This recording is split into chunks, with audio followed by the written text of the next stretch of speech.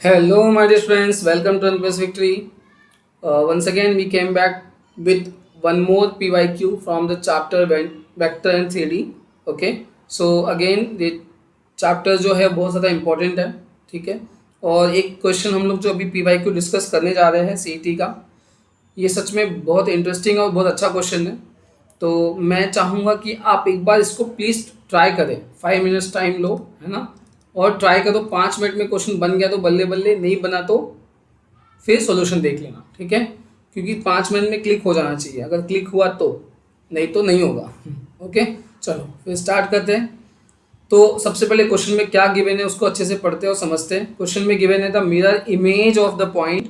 So this point का mirror image in the plane. Okay, plane का equation दिया है, ये प्लेन है, उसका इक्वेशन है x minus y plus 2z minus 2 equal to 0 is a b सी।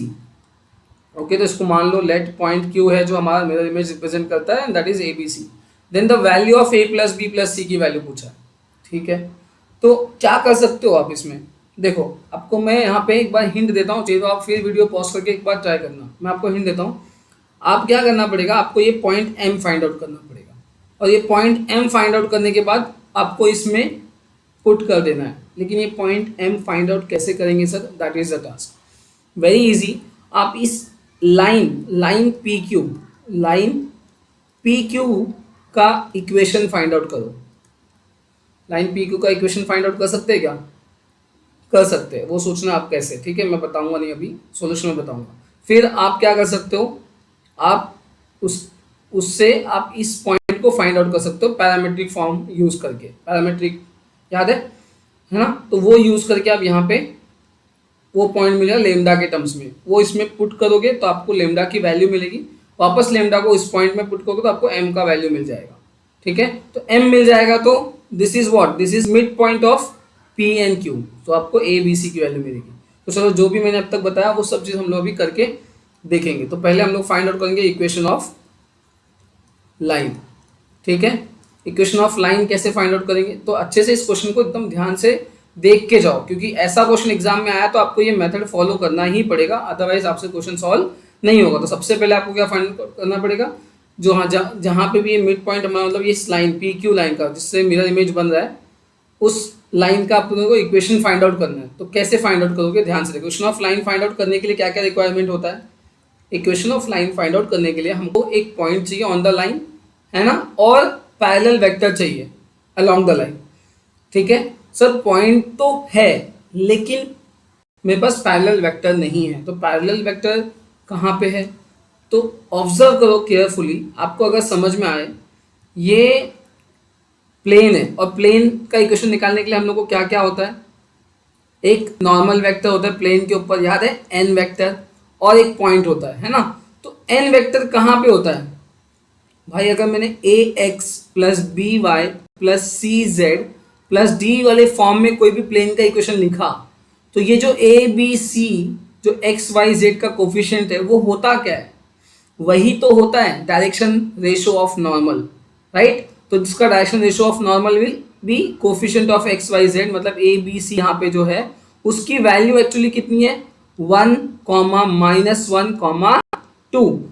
और खुशी की बात ये है भाई कि ये जो लाइन है, मतलब पी क्यू लाइन जो है, उसके लिए जो पैरेलल वेक्टर है वो यही तो है, अंडरस्टूड। क्योंकि ये मिरर इमेज बना, मतलब ये लाइन भी जो बन रहा है वो प्लेन के ऊपर परपेंडिकुलर होगा, और ये भी परपेंडिकुलर है, तो आपस में कैसे हुए, पैरेलल हो गए, राइट। तो मैं इसको यहाँ से उठा के यहाँ पे शिफ्ट कर सकता हूँ इस वेक्टर को, और ये इसका पैरेलल वेक्टर बन गया, राइट। तो इक्वेशन ऑफ प्लेन क्या, इक्वेशन ऑफ लाइन क्या बन जाएगा हमारा, इक्वेशन ऑफ लाइन।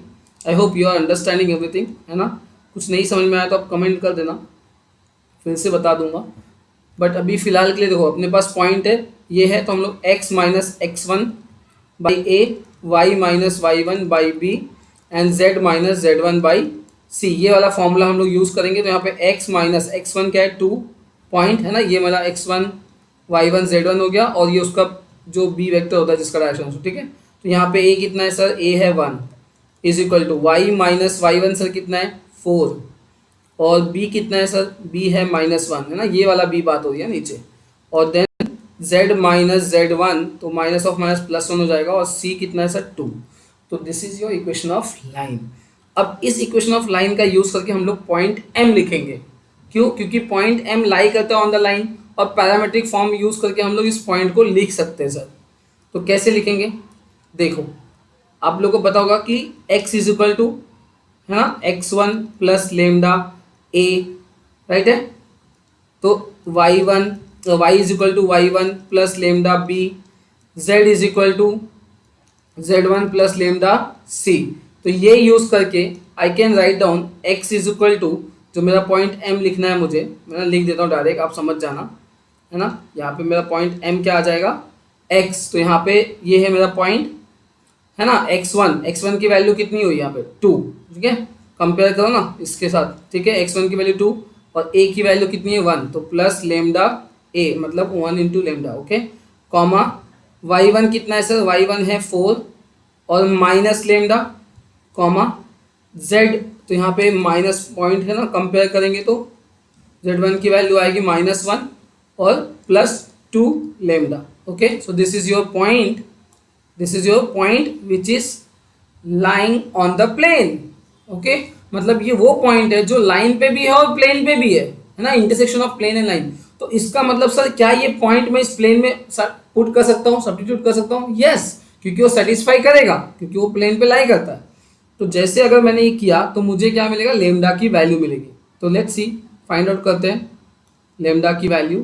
तो ये प्लेन का इक्वेशन क्या है, x minus y plus 2, right, I hope यही है, x minus y plus 2z minus 2, ठीक है। तो ये मेरा जो है इक्वेशन ऑफ प्लेन है, इसमें हम लोग ये पॉइंट को पुट करेंगे। तो ये पॉइंट यहाँ पे पुट किया, तो 2 plus lambda minus 4 plus lambda and then 2, तो -2 and then plus 4 lambda minus 2 equal to 0, ठीक है। तो यहाँ पे lambda 1 lambda 2 6 lambda is equal to -2, okay, 2 -4 -2 हो गया, फिर -2 -6, तो वहाँ जाके 6 हो गया। तो लेमडा की वैल्यू आ गई बच्चा लोग 1, 6/6 विच इज 1, ठीक है। सो अपने को लेमडा मिला, मतलब पॉइंट m मिल गया बच्चा लोग। कैसे? 2 + 1, है ना, 4 - 1, ओके, एंड -1 प्लस 2 × 1। तो ये क्या क्या वैल्यूज आ गई सर, 3,3,1, ओके। तो ये वाला वैल्यू मुझे मिल गया m। तो ये जो पॉइंट m है वो क्या है एक्चुअली, एक बार वापस रिवर्स गियर लेते हैं और यहाँ पे आते हैं। अगर आप ध्यान समझो, ये मिरर इमेज है। मिरर इमेज जो होता है वो इक्वली डिस्टेंस, यहाँ का ये और ये डिस्टेंस जो होता है इक्वल होता है, ये this is known as foot of perpendicular.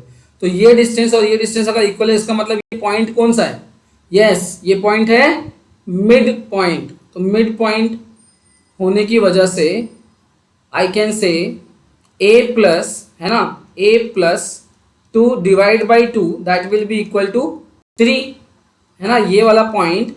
और जो ये पी क्यू है, p की वैल्यू क्या थी हमारे पास, 2, 4, -1, और q की वैल्यू क्या है मेरे पास, a, b, c। तो a plus b divide by 2 equal to 3, है ना, point m mid point, right. तो यहाँ से मेरे को a की वैल्यू मिल जाएगी बच्चा लोग, 2 3 जा 6, तो 4 आ गया, a की वैल्यू 4 आ जाएगी, okay. Similarly b plus 4 divide by 2 that will be equal to 3, so b की वैल्यू आ जाएगी 2। सब इजी है। और नेक्स्ट c की वैल्यू निकाल सकते हैं, यस, ओके। तो c -1 divide by 2 that will be equal to 1। तो c की वैल्यू आ गई बच्चा लोग 1, 2 1 जा 2, हाँ 3, 1, ये 1 2 1 जा 2 है ना, 3 आ जाएगा मतलब, ठीक है। सो 3 आ गया, राइट। तो बस अपने पास सबकी वैल्यूज आ गई। a की वैल्यू सर 4 और b की वैल्यू है सर 2 एंड c की वैल्यू है सर 3। तो तीनों का सम पूछा हुआ है। तो a plus b plus c कितना आ जाएगा, 4 + 2 6, 6 + 3 9, तो 9 option, which one is the correct, option D. So option D is the correct answer my dear students, ठीक है।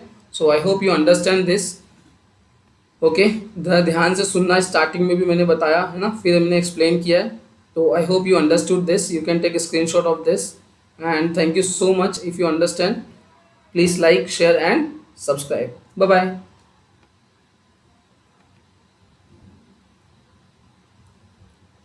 Okay, चलो ठीक है.